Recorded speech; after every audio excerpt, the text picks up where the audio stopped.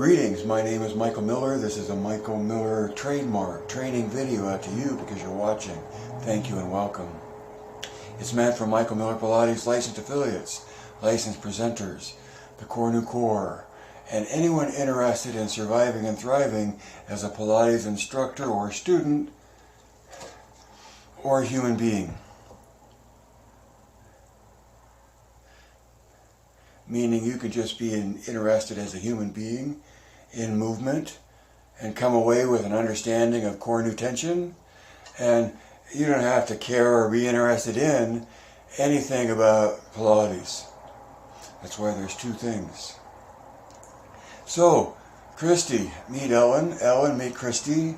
You two are the forefront of my mind these days because you're recent subscribers. Imagine that. So I have 3 titles today, and I'm back in the groove of I want to finish June the way I spent most of the last 4 years, which was intermediate reformer, taking notes, consolidating notes to come here and share them with you, and usually a number of titles, like 3 today. And the first one, see in Facebook, you can type out the titles, go live, and someone can see the titles that supposedly your talk is addressing. In YouTube, all you get is a live feed, and there are no titles to attach in advance, and no interest in attaching them after the fact. And you could say I could and I should and whatever, but the archivist can work backwards from the titles that are in Facebook, assuming that any of this data will be available even to me or my heirs, let alone anybody else. So, 3 titles, and the first one had to do with, the title is, To Protect Joe's Message. That was I think in the subject line of the email that went out on Solstice with Joe's picture, and yet inside the email it said celebrate Joe's message. Last year it was protect, and this year I thought celebrate was more in the spirit of things, and forgot to change the subject line to celebrate instead of control. But I was interested in who showed up to open that email of those that rarely do within my list. To protect Joe's message. Well, Joe who? Joseph Pilates, right? To protect Joe's message. But what is his message? See, that's my question to you. What is Joe's message? Is there a message? Is it explainable? Is it understandable?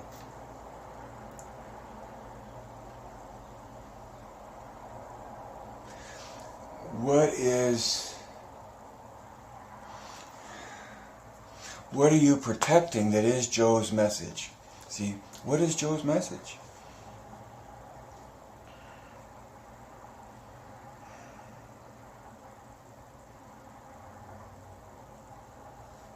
What is there to protect? And if there is something to protect, then certainly something to celebrate about Joe's message. And there too, I think, is another, did Joe have a message? See.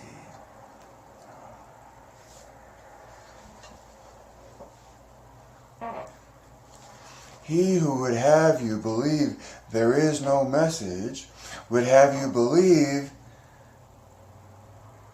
that the message is whatever they make up.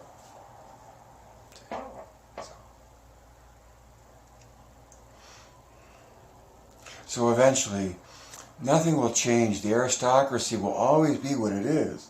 A presumption of superiority for whatever number of reasons. But beneath all of that, when Pilates stretches its legs in the light, or when you explore Pilates in the light and find the foundation of the theory that I offer you, it's one of two things. The theory of MMP, the theory of Michael Miller Pilates. And this whole celebration of the solstice and Michael Miller Pilates was a celebration of the presence of and the necessity for participation of observing in the effort to survive. It's all about, well, and see, what is Joe's message and what needs to be protected about it? And what is ultimately the only thing that can possibly protect it if it's capable of it?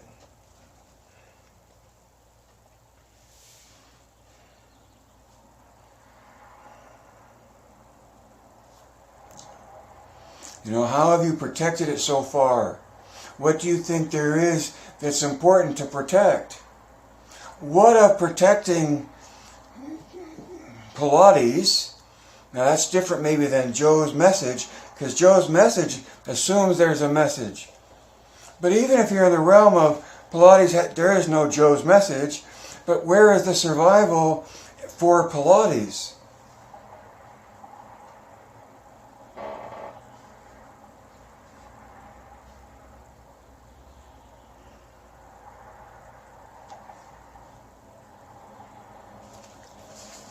Those are all questions today on number one, I guess.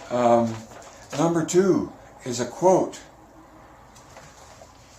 Number two. A title. One of the titles in my broadcast is like something to make note of that I would want to pass on to. Like, I'm not buttoned up all the way. Pardon moi. Excusez-moi.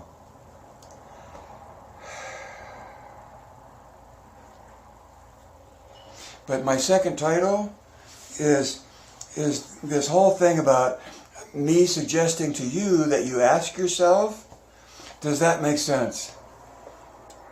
Whether it's any kind of a problem, when you think you have some kind of an answer, whatever it is, the asking of, does that make sense, is a way of double checking what your take is or what your answer is, especially in problems in school. You get this problem and you get an answer, and then there's where you got to, and there's also, well, does that make sense? There's like looking at it a second time or looking at it from a second perspective.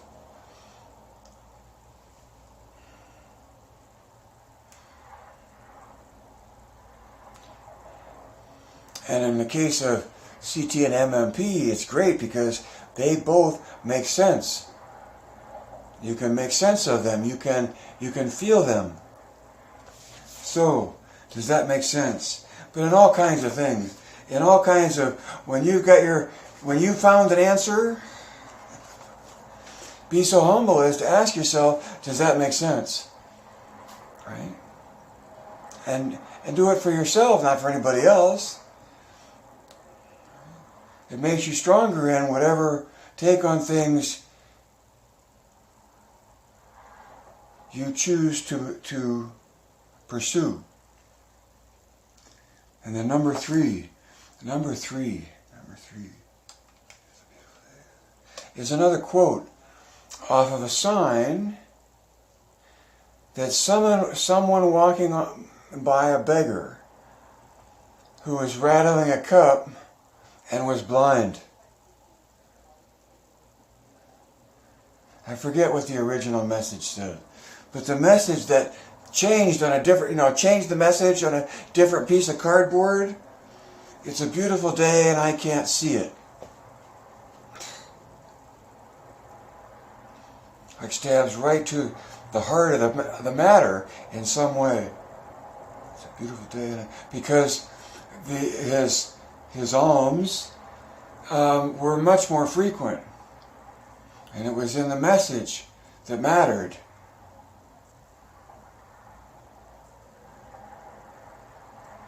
It's a beautiful video clip. If it goes by, be sure to watch it. It's been around for a while. So that was my 1, 2, 3. Well, and you can't see it.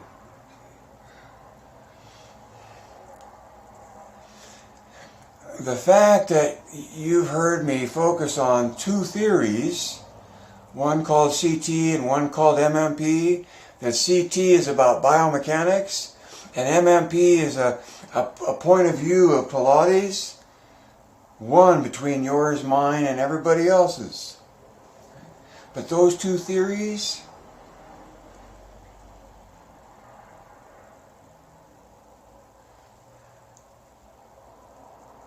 that you can see that or be aware of them or hold them conceptually in your head well enough to reach for them physically in your effort to move, and to find the experiences claimed to be, right? That is what you can see and feel that others can't. And to me, there's value in there somewhere. It's still a reverse play on sympathies and value and what our experience really is all about. So I would thank and hold a deep well of gratitude to Charlie and Elaine, my parents, because it was a privilege to be one of their kids. And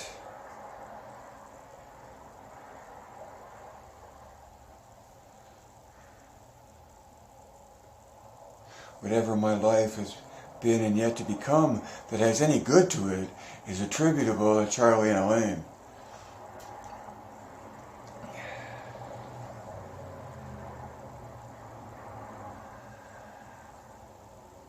And it was such a joy to get to share a time with them, especially under the circumstances of being one of their kids. Because life can't live forever. Read between the lines and see behind the curtain.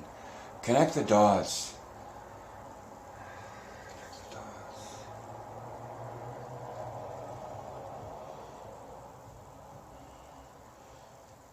Evaluate points of view. My point of view, your point of view, somebody else's point of view. Evaluate basis of authority of that point of view. And I would talk about knowledge, and that there's 2 kinds of knowledge, one based on word of mouth, passed down through generations, folklore, and one based on explanation, as something having an essence of its own, and there's the explanation of it.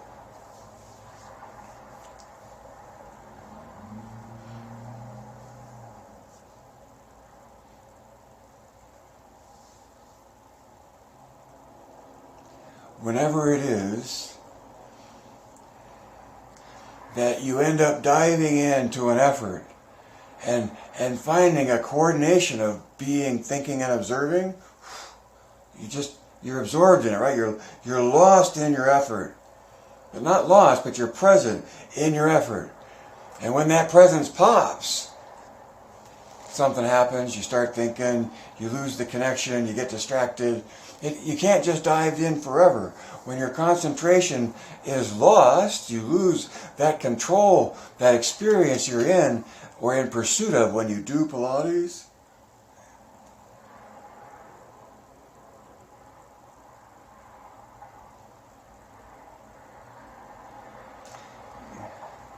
Even if you hate the notion of Pilates having an explanation out of an intuitive sensation of threat to evaluation of authority,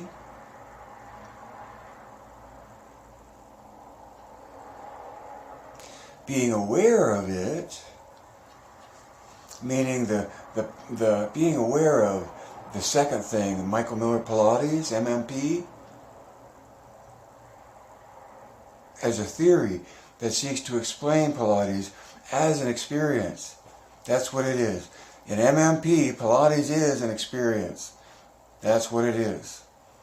And then the effort of MMP is to try to explain the experience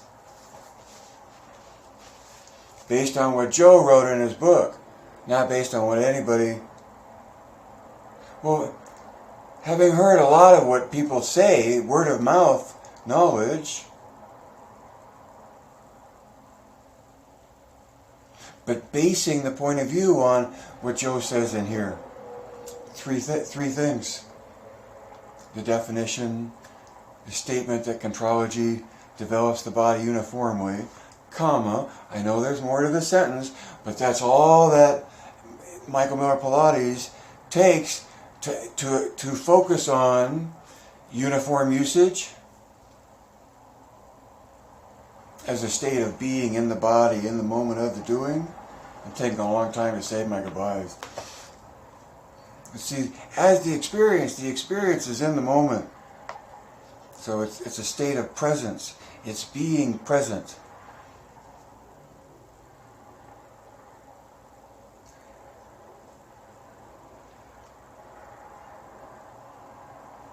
And because the mind is just not living in an exclusively mental world while movement is going on, when the mind has to connect to and absorb the information that's coming from outside of the realm of thinking, which in MMP is the prefrontal cortex, this part of the brain. And in MMP, spirit is all the information coming in from the amygdala and the hippocampal into the thinking, and those two, along with your body, seek to coordinate in performance of the movement. Ideally, if you're doing Pilates, you're pursuing the ideal expression of the mat. Now, I know not everybody can do that, but there's your target. Because the third thing in Joe's book is the sequence. The mat is the method.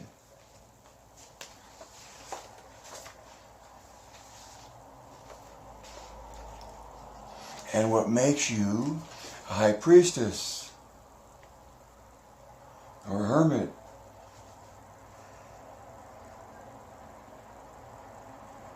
is having an understanding of the depths of your art, Pilates, not just from what you learned from CT and MMP, but all of it, right,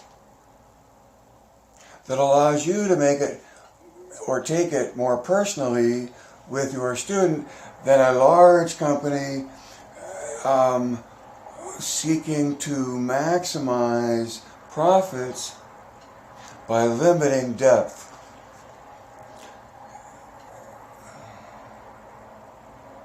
To cover the largest population and make the most profit. So it's not profitable for big money to take Pilates where you know it can go.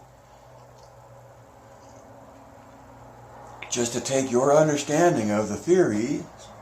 So Christy, I can see you, and Ellen, I don't think that's be your bag, but both of you know others, and to the extent that you know about two theories, and they're theories, one about biomechanics and one about a point of view of Pilates, and yet they're transcendent.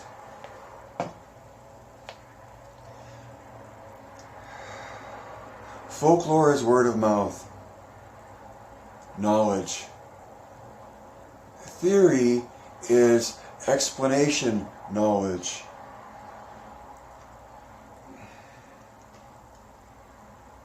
We both have, well, let's see, in the whole culture of Pilates, its origins and its roots were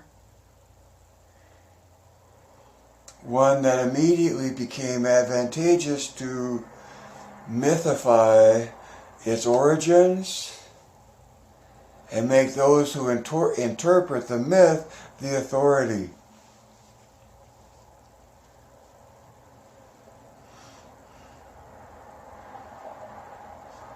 Sort of a presumed temple. And to some extent that temple may be totally in sync with what you can also do outside of folklore, which is seek an explanation and get some meaningful comprehension from the explanation that goes beyond what is offered in or available in a folklore that isn't interested in explanation. I say tough.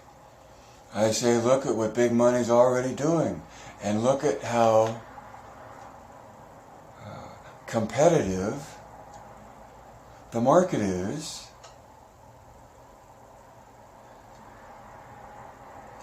and will continue to be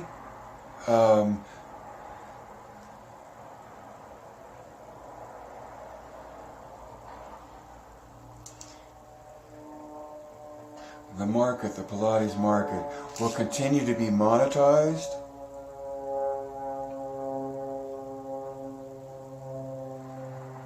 for as much as it can, however it can, while it can, and it won't be until those income streams are threatened that other options are sought, in my opinion.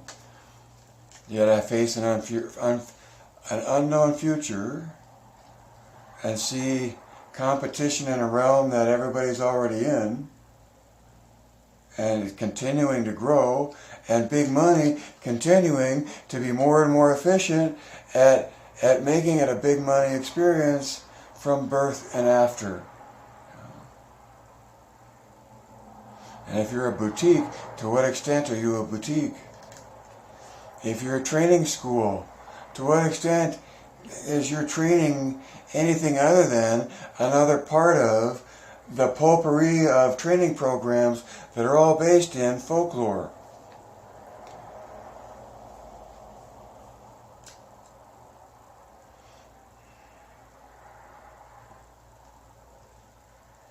And to the extent that they continue to isolate themselves exclusively to folklore, everyone to their own choosing, but that will continually be a shrinking subset to the overall culture of Pilates, and those who are passionate about it are willing to entertain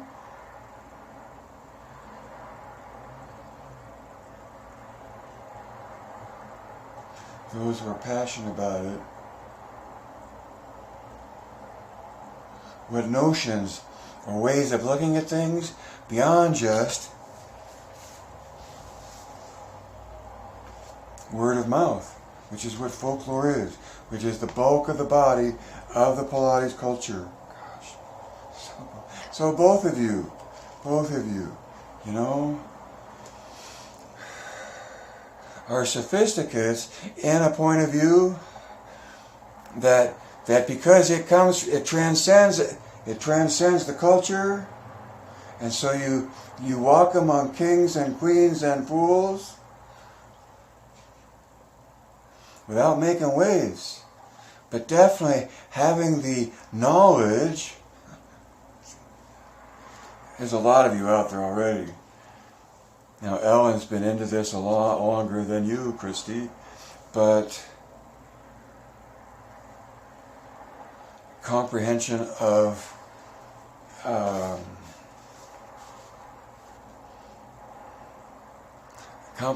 theory has no age limit, only temperament, only openness and willing to look. So I was on my way out. Live can't live forever. Read between the lines. See behind the curtain. Connect the dots.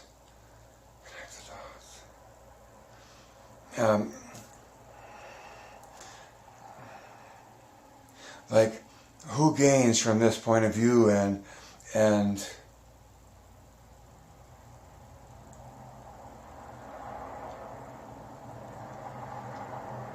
connect the dots. Always go from the insurance company down, because that's where money protects itself most clearly, and under which you want to protect yourself as well. Connect the dots.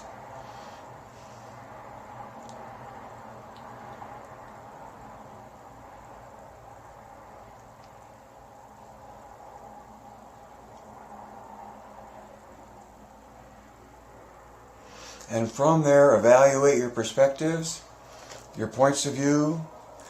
Understand that there's more than one point of view, and that CT and MMP are two theories. That's all they are.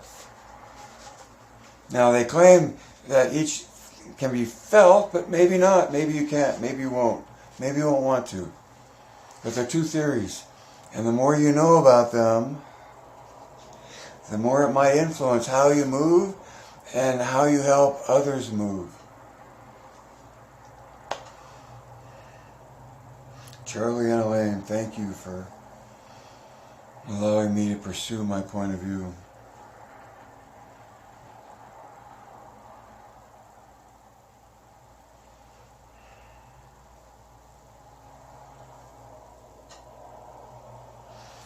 To survive, you have to know how to make an offer.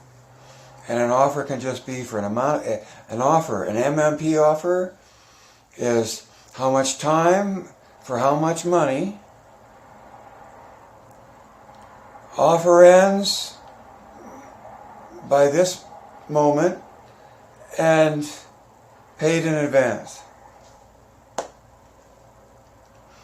You've done your job. If anyone takes you up on it, you'll think you bid it too low. Which you probably did, but all of us need practice in trying to present value for the offer that's been accepted. Add 2 and 2. Know how to make an offer. Have it on one sheet of paper, written out. And so you can just fill in the blanks for that particular situation and hand over the paper and say nothing. And you've made the offer. And just in making the offer, by how you express the offer, you make it educational. Just in making the offer itself, you hope, is not an intrusion, but it's specific enough in the offer that you've already delivered a point of view that you have more depth to offer in. Blah, blah.